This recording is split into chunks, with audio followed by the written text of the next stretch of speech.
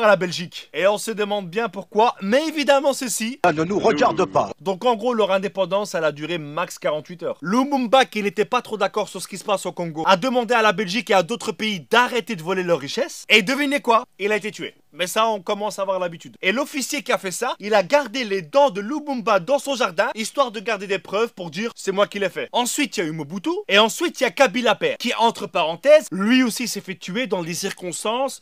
Voilà, on n'a rien vu. On ne voit rien, on sait pas. Et là, il se passe un truc de dingue. T'as le politique belge Louis Michel qui travaille pour l'Europe, qui vient au Congo et qui dit, vu que Kabila père est mort, on va donner le pouvoir logiquement à son fils, alors qu'il y avait un vice-président. Et ça a été justifié en disant que, vu qu'il y a des conflits, voilà, on va mettre son fils en attendant d'avoir des élections. Ça a duré 5 ans. Ça fait quand même beaucoup la période de transition. Et aujourd'hui, ça fait 16 ans qu'il est président. Et là, il est en train de vouloir changer la constitution, histoire de rester encore 2-3 siècles. Je sais pas si vous êtes au courant, mais il y a quelques années, il y avait un zoo de Congolais à Bruxelles. Et quand je te dis zoo de Congolais, je te parle pas d'animaux venant du Congo, mais bien d'un zoo humain de Congolais, où des familles belges venaient toucher les petits cheveux crépus des petites filles congolaises. Ah, comme c'est mignon! Aujourd'hui, un élément qui fout bien la merde au Congo, c'est le coltan. C'est juste un élément indispensable dans nos smartphones. Ça empêche à notre smartphone de trop chauffer et ça lui empêche d'effacer toutes nos données lorsqu'il s'éteint. Tu comprends maintenant à quel point ce truc est super important. Et pourquoi c'est aussi grave? Eh bien tout simplement parce que ce sont des femmes enceintes,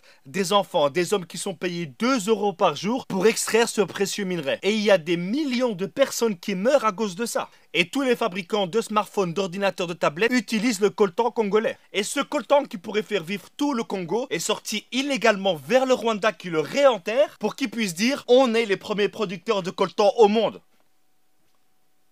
Quoi?